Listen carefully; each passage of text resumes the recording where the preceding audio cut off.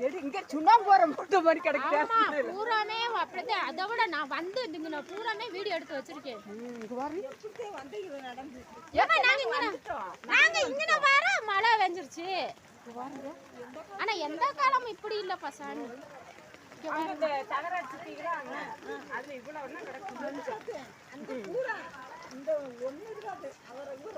பூரா முடிச்சு சோழிய ஒரே தான் சோழிய முடிச்சு விட்டுருச்சு ஒரே நாளையில. நான்